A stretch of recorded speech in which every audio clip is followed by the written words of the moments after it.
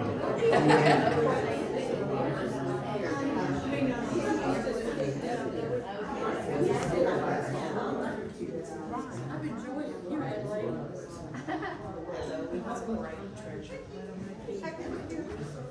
morning. Welcome to the museum. I'd like to take this time to introduce our next speaker in our community event series, Lucy Center. Lucy was born in Baltimore, Maryland, and moved around the world with her military father. In 1960, the family moved to Starkville. Lucy is a graduate of Starkville High School, Agnes Scott College, Mississippi State University, where she also earned her Doctor of Veterinary Medicine. She is board certified by the American College of Laboratory Animal Medicine. She's worked for Johnson & Johnson in New Jersey, And in 2005, she returned to Starkville in Mississippi State as Director of Laboratory Animal Resources and University Veterinarian. She retired in 2019 with a distinguished career. She is the chapter regent for the Daughters of the American Revolution Starkville chapter, a dedicated member of the United Methodist Church. She's an avid tennis and pickleball player. However, her most cherished role is mother to Aaron, Holly, Matthew, and Joshua, and grandmother to her 6 grandchildren. Please welcome the well-rounded.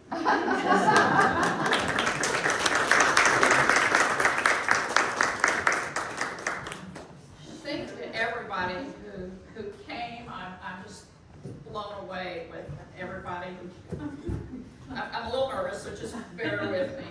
I wanted to, first of all, thank the Octavia County Heritage Museum, Derek and Stephen. Thank you so much for your help. They have held our hands and guided us.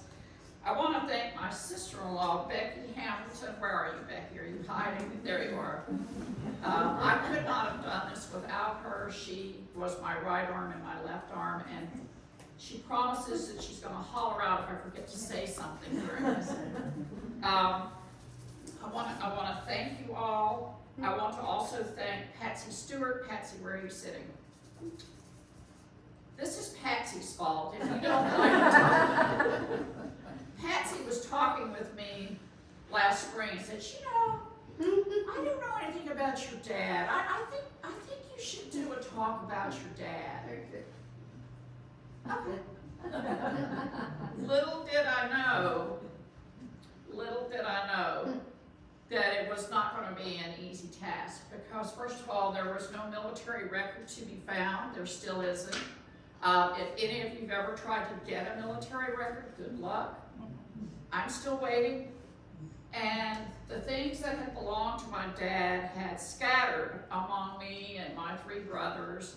And we all had memories and we all had ideas, and we were thinking, how are we going to do this? But the end result was I started talking with my brothers, and we talked maybe 2 or 3 times a year. We were talking like every day. And it was a wonderful opportunity to revisit memories. So I hope I can get through this, because this is memory lane for me. And if any of you have parents who served in the military, parents who may have served in World War II, thank you for their service, and we'll get started. So I have this wonderful associate in the back, Stephen. If you want to follow my finger when I say this is my dad, Samuel Davis Hamilton Jr. And his last promotion, he was a lieutenant colonel. I wish I could give you his entire military service. I don't have his military record. What we ended up doing, thank you, Becky, for doing this, she gave me the idea that I could take what I needed from his war journal. And from his war journal, I was able to get information about him. And here's what I know. He was just one of millions who served in World War II. Go to the next slide. He was part of what has famously become known as the greatest generation. And all our parents were part of that. He would be embarrassed, my dad would be embarrassed that I was even calling attention to his record.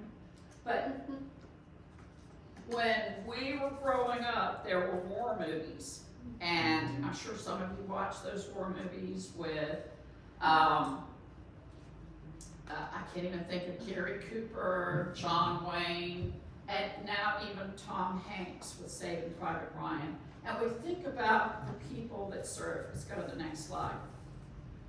When we think about the people that served, we think about the Marines landing and coming in on the beach. And we think about the folks in the Navy, especially those in Pearl Harbor. And we think about the Army, the people trudging through the woods in Europe.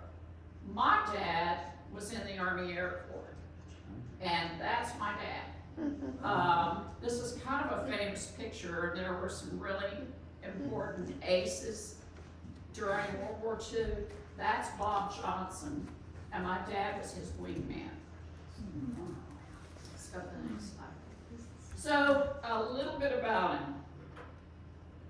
When I moved back to Starkville in 2005, it was an opportunity to go down memory lane. But one of the memories that I really didn't have well in my head was all the stuff that happened in Tutwiler, Mississippi. Where is Tutwiler? Some of you know where Tutwiler is. Where 49 East and West cross is just south of Clarksdale in the Mississippi Delta.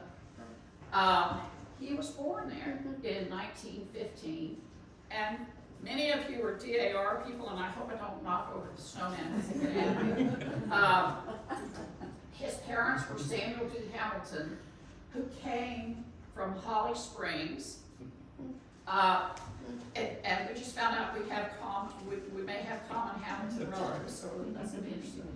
And Alice Clay Hamilton, who was a Clay, and the Clays were from the Tutwiler area. The Hamiltons were 10th generation, the Clays were 10th generation descendants of John Clay. This has nothing to do with military. I'm doing this for the DAR people. Who came to America on the ship Treasurer in February 1613, and who was granted 1,200 acres in Virginia. I haven't seen any of that, but that's just kind of a nice thing to know. Anyway, during his early life, some stuff happened, some tough stuff. Stock market crashed in 1929, and right after that, the banks failed. And right after that, his family lost everything, and they had acres to farm, and it was bad. Tutwiler had its own little high school. I've got some pictures for you. He graduated from Tutwiler High School in 1933. He worked his way through Northwest Mississippi Junior College. It's still there. I say that because some of the places I'm going to talk about later on are not there anymore. And he graduated from what was then called Delta State Teachers College. And some of you may know that is now called Delta State University in Cleveland. 1937, he worked his way through because guess what? There was no money. He worked on streets, what was it called, the EPA, the programs where people went. He did that just to earn money. Next slide. And in his spare time and for fun, he played sports. He loved sports, and he especially loved team sports. There was nothing better than playing with a group of guys to win a ball game. So he played football. Here I am pointing at a bottle pointer. He played football for Tutwiler High School, which, guess what? There's no Tutwiler High School anymore. He played basketball in Senatobia, look at that, Northwest Mississippi Junior College. He played football at Delta State. Next slide. Why am I going through all of this? Because it leads into why I think he was successful in the military. This is from the Delta State yearbook that's known as the Broom in 1937. And you'll see that he had, this is him in case you haven't recognized it. I've jumped ahead of my pages here. He played football, he played basketball, he was president of the debate club. He was very active and very involved, and he loved his time at Delta State. Next slide. So, guess what? He had been groomed by my great uncle, who also lived in Tutwiler, to go to medical school.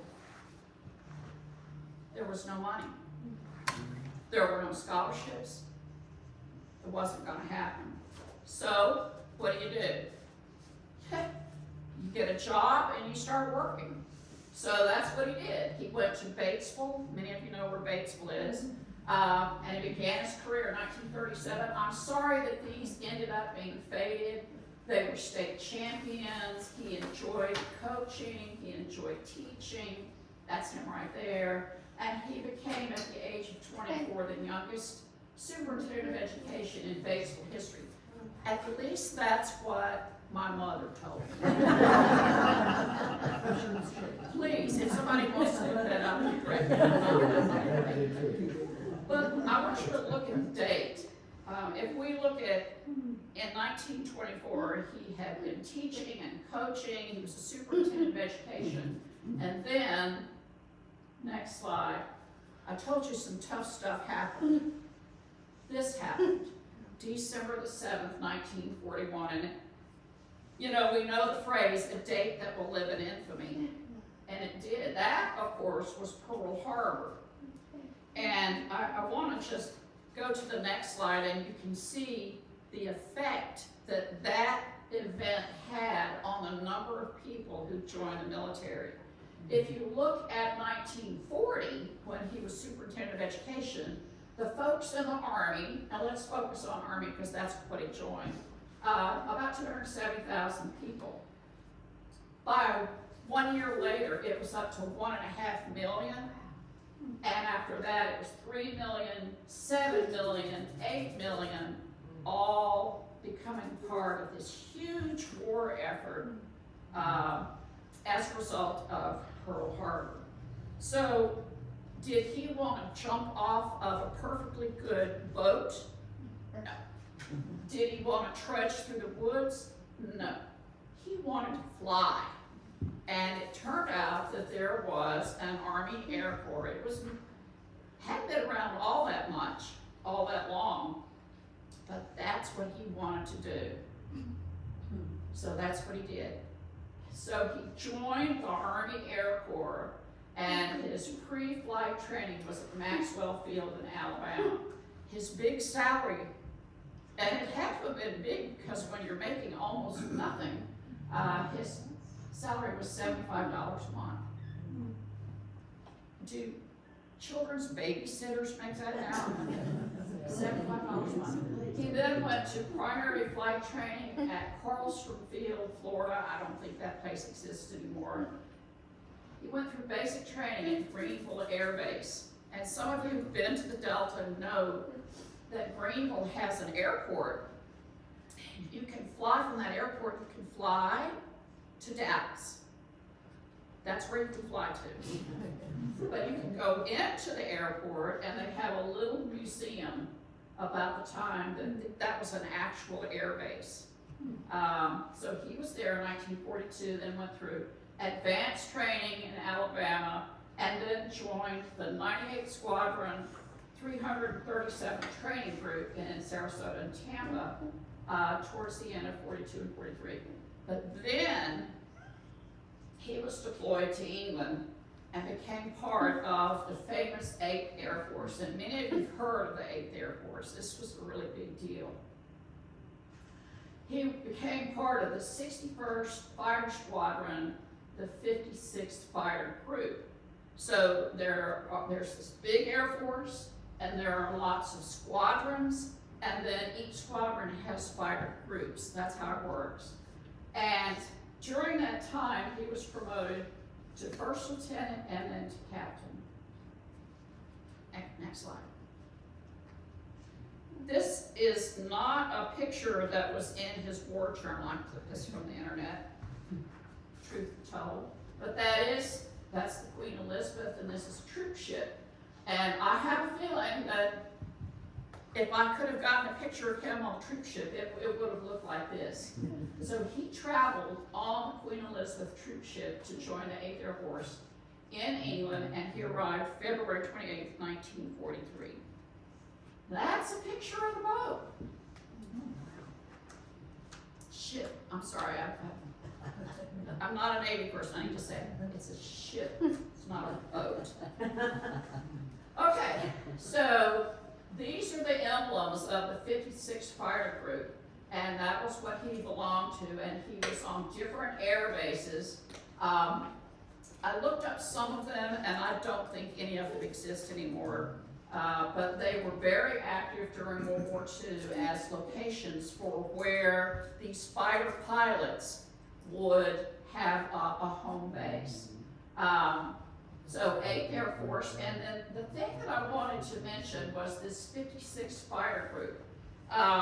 They are famously, Becky, just wanted me to make sure I use that word, famously known, and they really are, Zemke's Wolfpack.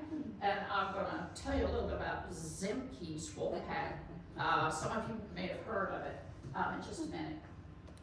What about his combat record? We don't have his military record, so how would I know? But we do have his journal. It's back there on the table back there. And in that journal, he says that he's personally credited with shooting down 3 German planes and damaging 7 others. I think that's pretty impressive. Absolutely. Is that good? Absolutely good, okay. Next slide. Okay, these are the pilots of the 61st Fighter Squadron, and I took this from the National Museum of the Mighty 8th Air Force. There are all sorts of locations you can go to find history. And I wanted to show you this picture because there's my dad. And in his journal, he talks about his friendships that he developed while he was in the military and while he was there. And one of his friends was Gordon Blake. He was a captain from Sarasota. And I'm going to use his words, this is from the journal. Met going over, together for 20 months, took leaves together. The swellest guy I ever knew. And you guys might remember that back then that was a really popular word. Anyway, Gordon Blake is this guy right here. And he was captured. He was a POW or missing in action on the 2nd tour. And in my dad's journal, he expresses relief that he received a telegram that he was rescued and he's back in the States. It's kind of an anecdote. All right, now we're going to talk about airplanes, and I feel like the most ignorant person in the room talking about airplanes. So if any of you have more information to share than what I present, just let me know. The plane that my dad flew is the P-47 Thunderbolt. I don't think there's a single one of those flying anymore. I've been told that they're all grounded. It's too dangerous. But that wasn't the problem there. These were very active and very effective fighter planes when the plane was produced. You'll notice when you think about fighter planes, you think about really sleek airplanes with narrow fronts so that they can pierce through the sky. And here's this airplane with this big fat nose. From what I read, the Germans laughed when they saw this fighter plane, and they called it the Jughead. It had a Pratt Whitney engine, which made it pretty special. and I'll tell you a little bit more about it, I think later on. But you can see that the German Focke-Wulf, see how the front end of that airplane is much more narrow. But they fought head to head, and this is the German Messerschmitt. If you watch any of those old World War II movies, the black and white movies, these are the planes that are up in the air. And why were they there? Well, one of probably the scariest positions that you would be in if you were in the Army Air Corps was being a crew member in a flying fortress. Now, some of you already know this, some of you may not. I've been told I need to mention it. A flying fortress was called that because not only was there a crew, there was a pilot and a co-pilot and a bombardier and a navigator, and there were people inside there. And here we have the nose gun. I mean, there are people in these airplanes that are loaded with bombs. And they take off from England, fly over the English Channel, and they're headed into Germany to drop bombs on key targets.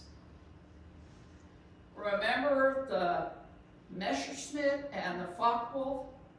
Well, they don't want these guys to come bomb their land, so they're going to come and try to shoot these guys down.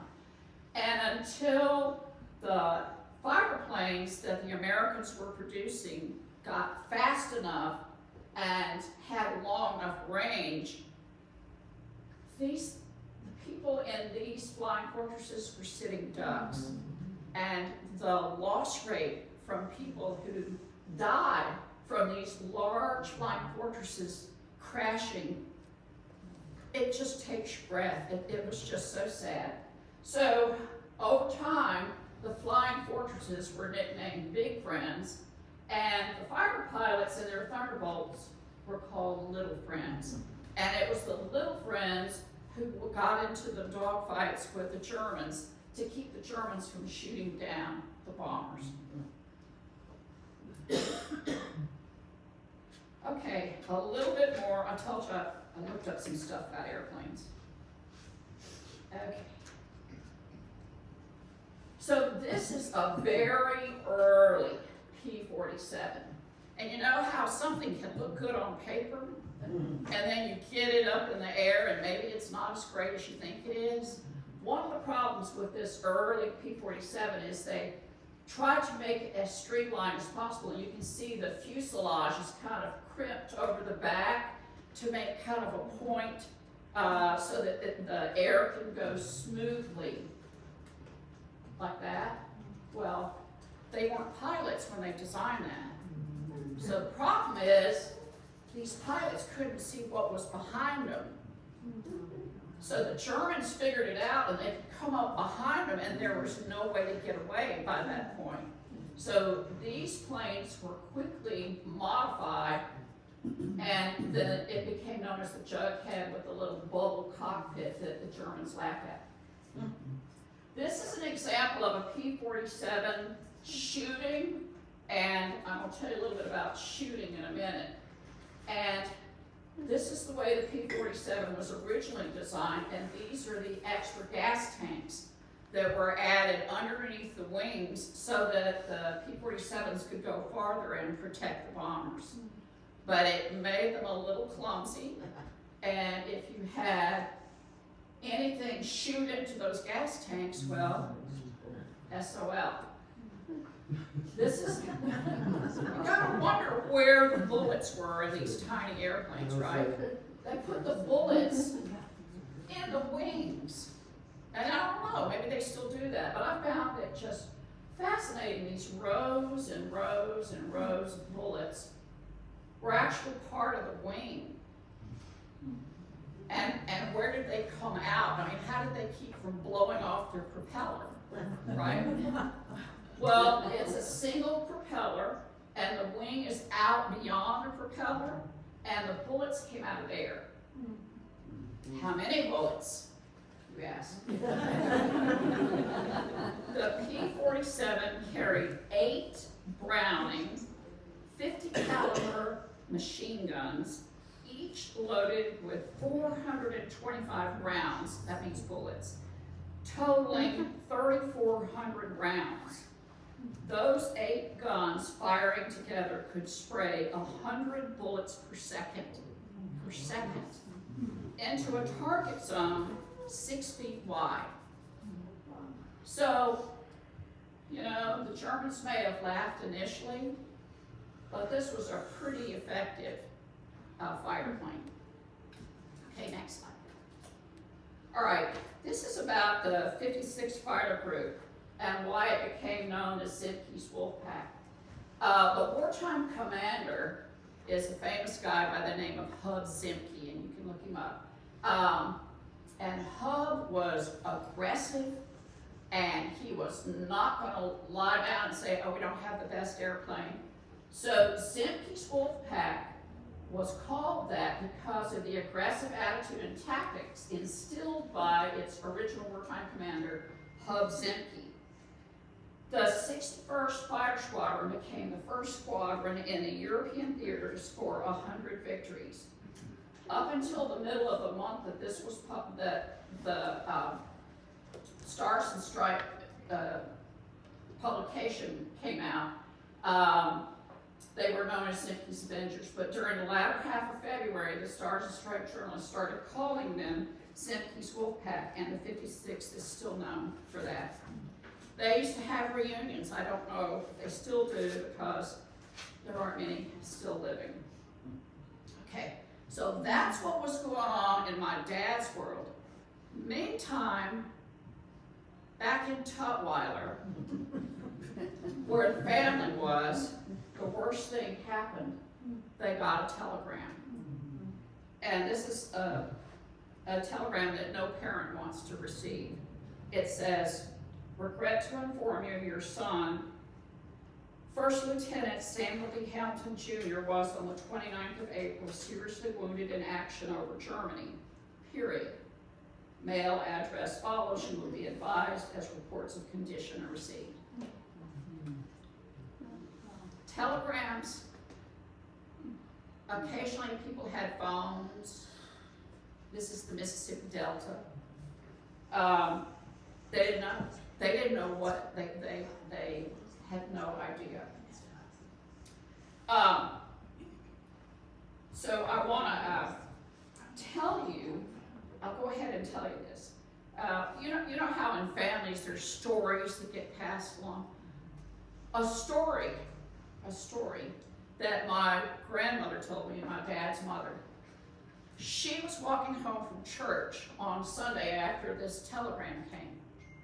She was walking with a friend of hers who asked her, and her name was Alice, Alice, why aren't you upset? Why do you not seem worried?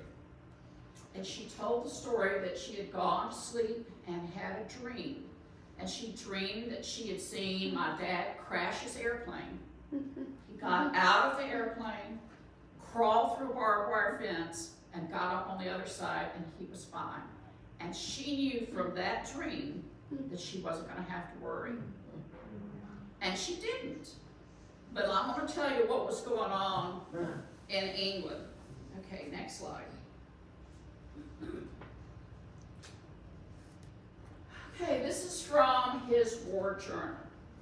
He said, they went out ahead of bombers looking for Jerry, and Jerry's the nickname for the German aircraft.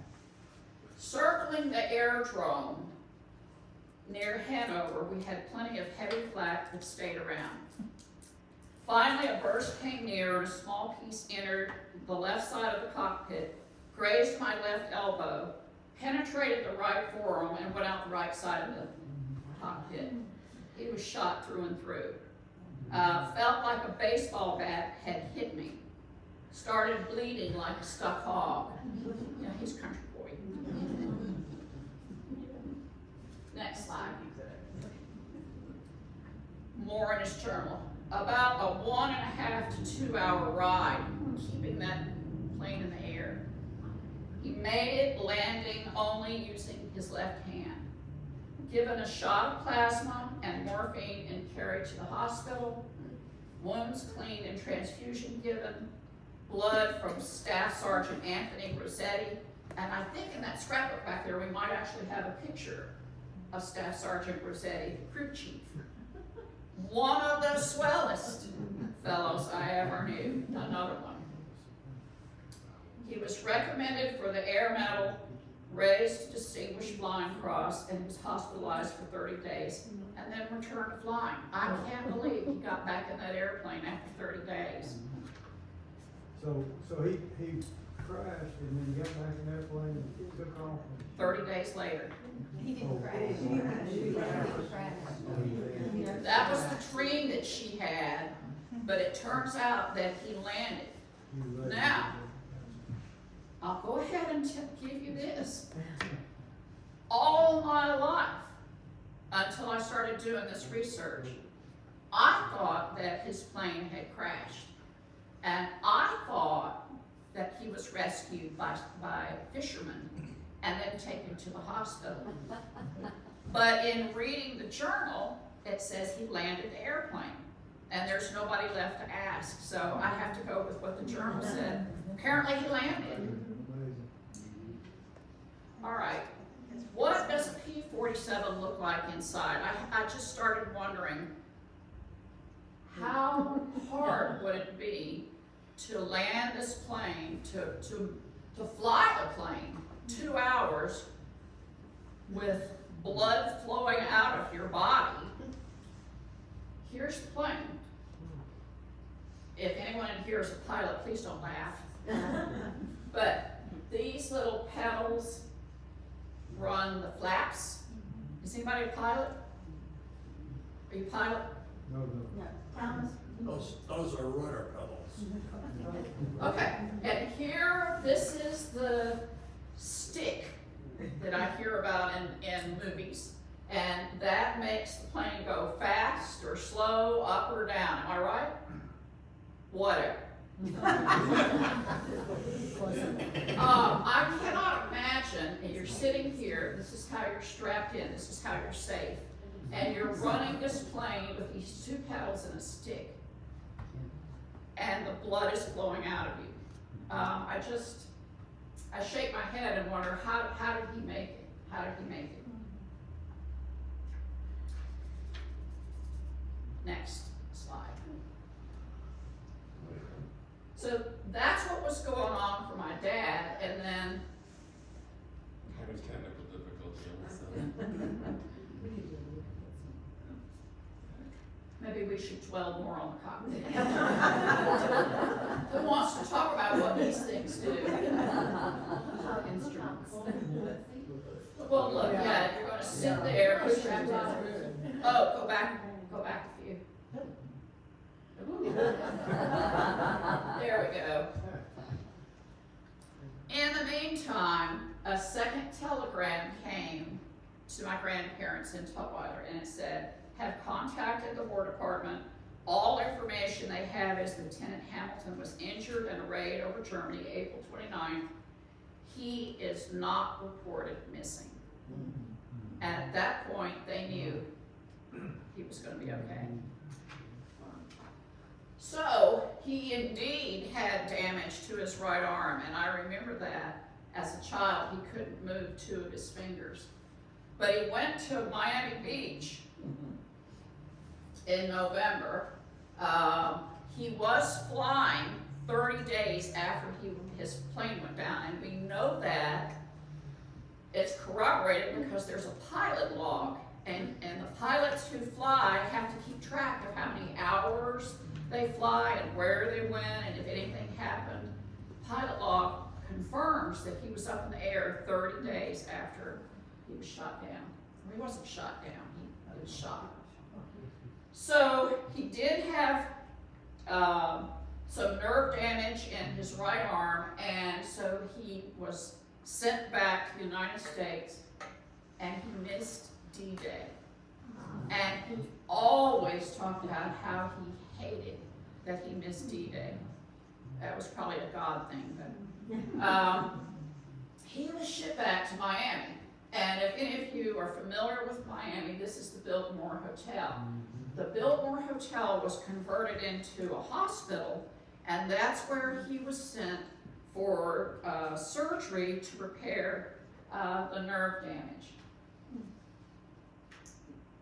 All right, so just to recap, he was wounded April 29th, 1944, returned to the States in September 44, hospitalized, and guess what also happened? It turns out that not everybody enlisted in the military. There were a lot of people who supported the war effort, but they were not part of the military. And this lady was part of the Red Cross.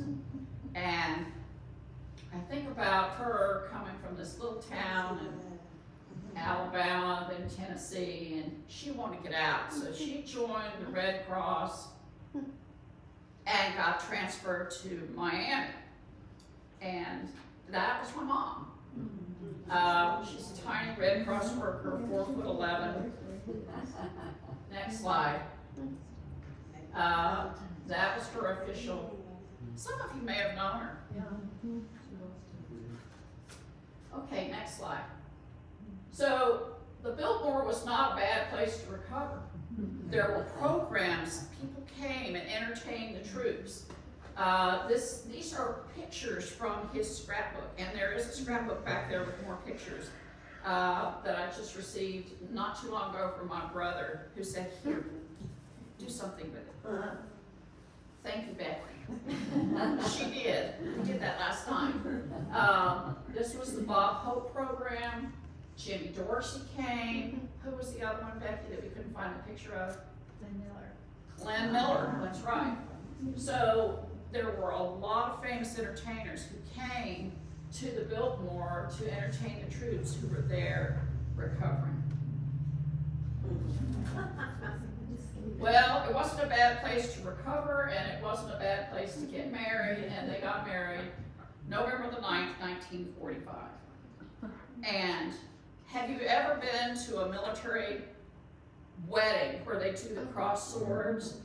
Well, they did that on this little chapel on the beach. And so we have all these wonderful pictures.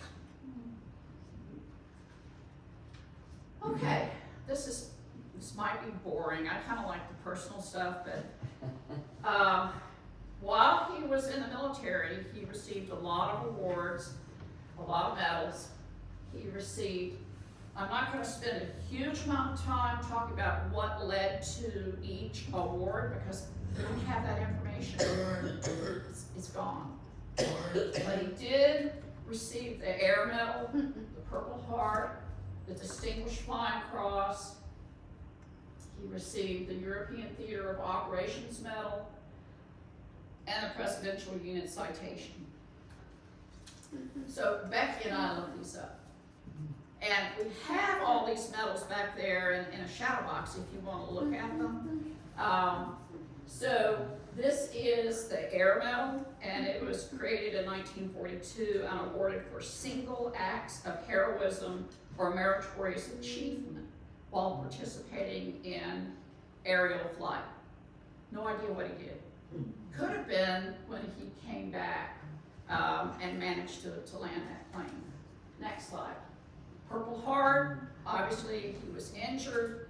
Purple Hearts are awarded in the name of the President to those wounded or killed while serving with the U.S. military.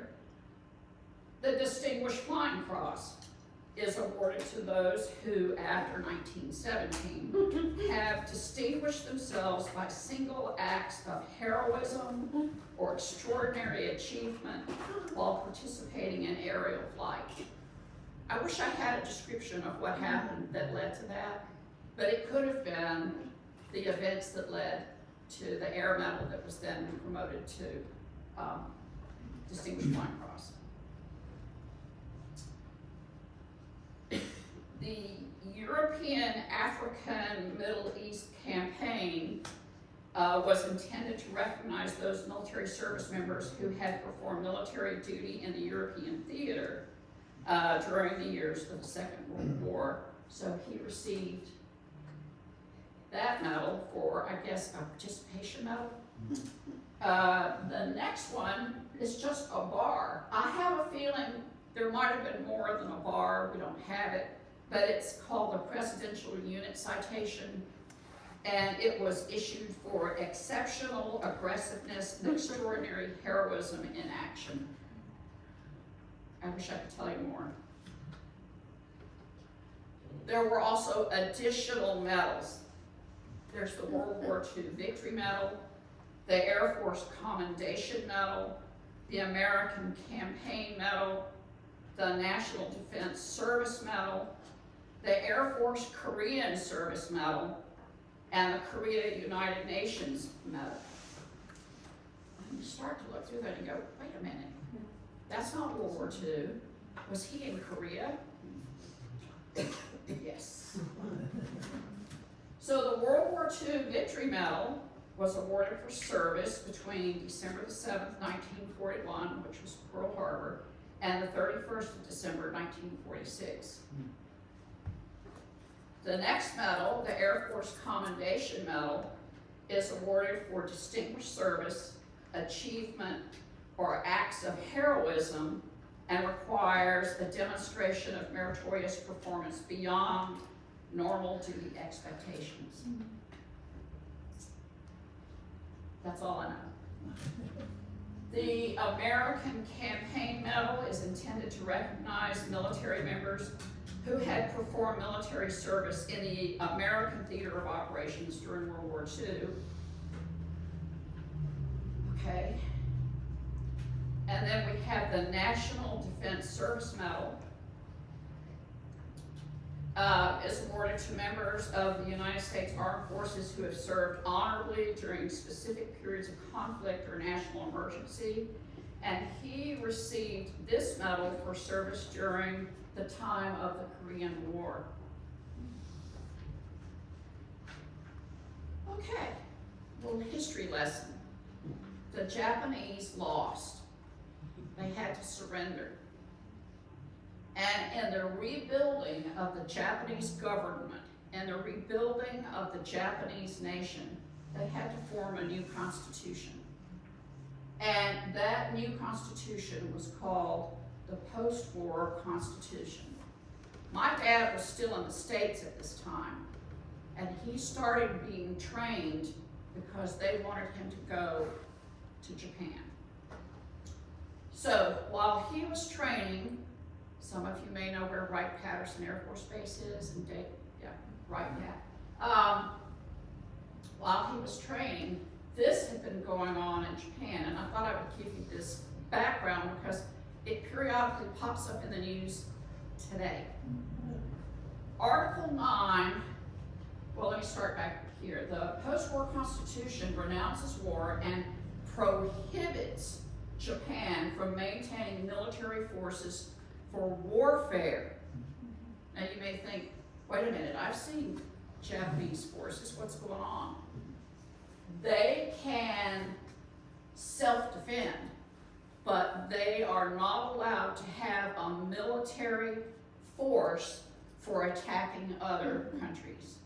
So Article 9 specifically states that Japan will not maintain land, sea, or air forces for war.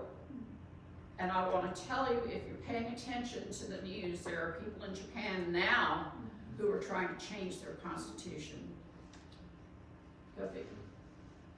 In 1954, Japan established the Japanese Self-Defense Forces as a response to security concerns, particularly during the Cold War. The SDF is primarily focused on self-defense, disaster response, and operates under strict limitations. And my dad was training at that time and then was deployed to Japan. And during that time, he received some awards. He received the Air Force Korean Service Medal for time spent. And he also received the Korea United Nations Service Medal. And this was the first international award ever created by the United Nations and was recognized, and it recognized the multinational defense forces which participated in the Korean War.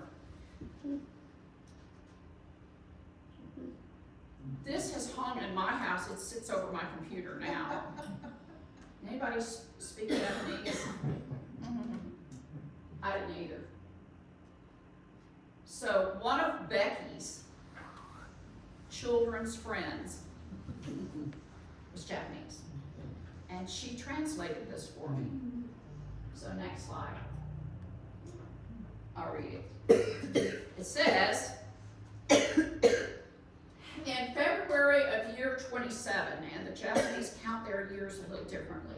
So in the year 27, and that is 1952, in the Showa era, you joined the Far East Air Force Headquarters and engaged in the establishment of the Air Self-Defense Force. Since the inauguration of the Air Self-Defense Force in July of year 29, which is 1954, you have served as the Air Force Training Chief in the Military Support Advisory Group, providing advice and recommendations in a timely and appropriate manner. With your extensive knowledge, wealth of experience, and strong leadership, you have been actively involved in the most vital yet very difficult development of education and training division. Think back on how we got started.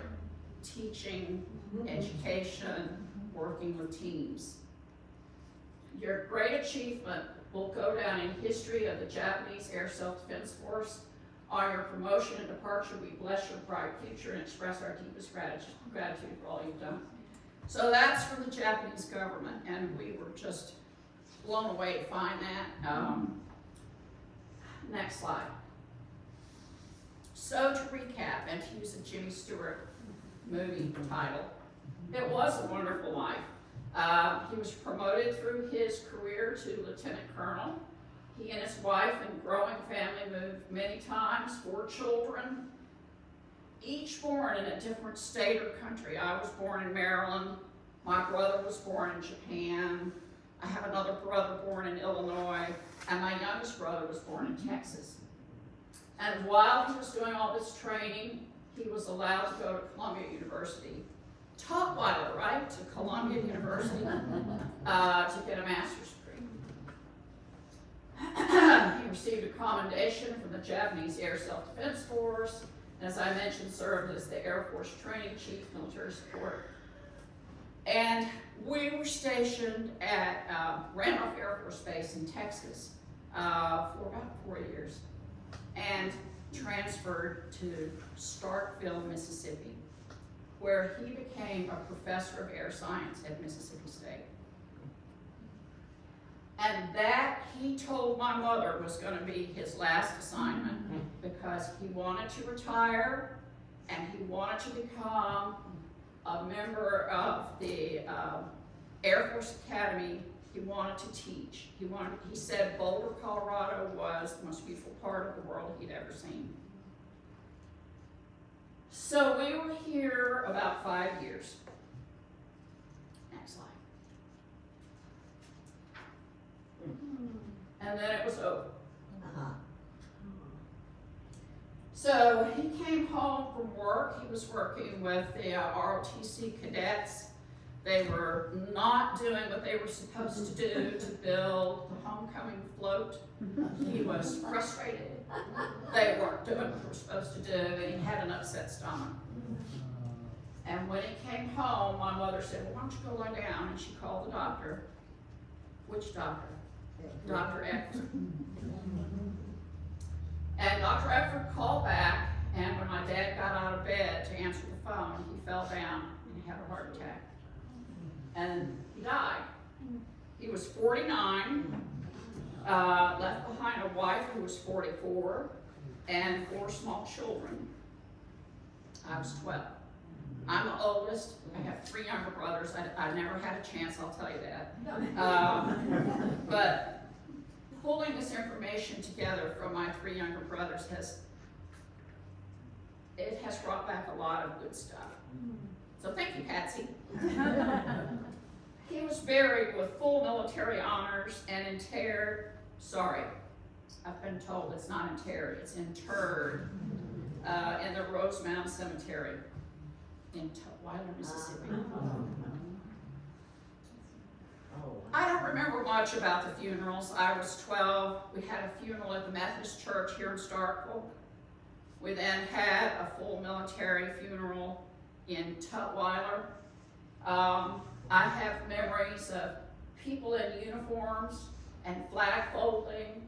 I have memories of guns, the gun salute. This didn't happen, but I always have liked the missing man formation. But I do remember this, and this is, I hope I don't break down. Next slide. This was the last thing we heard.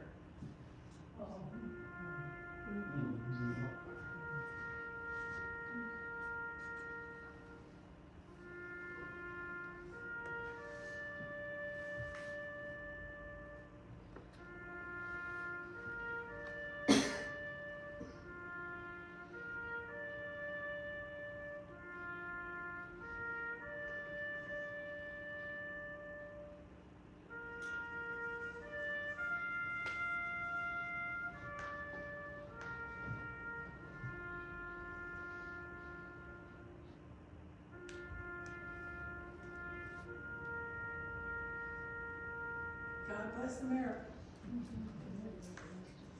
And, that usually tears me up. In closing our Veterans Day program, I thought it would be appropriate to revisit the images of the greatest generation. And I thank you for coming. Our references, the next slide. The journal is back there if you wanted to look through it. It's here. There were quite a few books that were published about the fighter group that my dad was in, and he's mentioned. So if you're interested, they're all back there. And there's some great pictures that came from an old scrapbook, and thank you, Becky, for helping put those together. You're welcome to look through them. We have images of my dad's pilot friends that just fell out of the scrapbook. You know how pictures are in little corner things? Well, they came loose, and the pictures all fell out, and they don't have names on the back. So we don't know who they are, and I don't have the heart to throw them away, so if you recognize anybody, let me know. But thank you very much for coming. I'll answer any questions I can, but if you'd like to take a look at all the stuff back there on the table, I think you'll enjoy it. Thank you very much.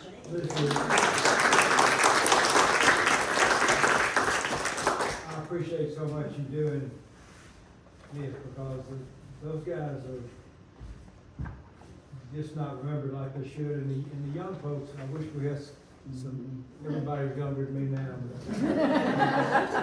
I wish they could hear and understand. The sacrifice. And the numbers that you showed of folks showing up to go fight. Pulled together like a Yeah, and by the way, your father was commanding the Royal T Seacoast at Mississippi State in 1964 when I was a freshman. But I'm glad I wasn't working on the.